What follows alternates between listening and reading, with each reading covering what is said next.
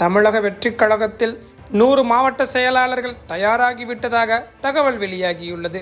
ஏற்கனவே விக்கிரவாண்டி மாநாட்டால் அரசியல் களத்தை புயலை கிளப்பிய விஜய் அடுத்த மாநாட்டுக்கு ரெடியாகிவிட்டதாக சொல்கின்றனர். இப்போது புதிய அறிமுகம் ஆச்சி ஹோட்டல் சாம்பார் 50 கிராம் ரூபாய் 20 மட்டுமே. 2026 சட்டப்பேரவை தேர்தலை டார்கெட் வைத்து கட்சி ஆரம்பித்த விஜய் முதற்கட்டமாக கட்சியில் உறுப்பினர்கள் சேர்க்கும் பணியில் இறங்கினார். மாநாட்டில் தனது கொள்கைகளை அறிவித்து எதிரிகளை கை காட்டினாலும் கட்சி ரீதியாக நிர்வாகிகளை பலப்படுத்தாமல் இருந்தது விமர்சனத்தில் சிக்கியது.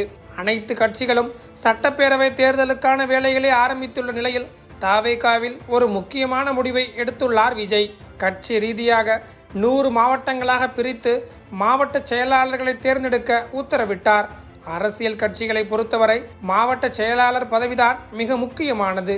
இந்த நிலையில் சென்னை பனையூரில் இன்று மாவட்ட செயலாளர்கள் கூட்டம் நடக்கவிருக்கிறது. 4 மாதங்களாக மாவட்ட செயலாளர்களை தேர்வு செய்யும் வேலைகளை நடத்தி வந்த நிலையில் இன்று இறுதி முடிவு எடுக்கப்பட உள்ளதாக கூறப்படுகிறது.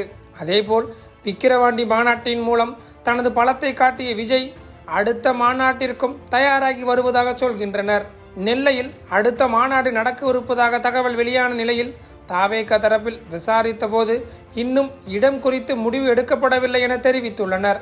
விக்கிரவாண்டி மாநாட்டில் தனது கொள்கை பற்றியும் அரசியல் எதிரியை கை காட்டியும் பேசிய விஜய் அடுத்த மாநாட்டை இன்னும் பிரம்மாண்டமாக நடத்த திட்டமிட்டுள்ளதாக சொல்கின்றனர்.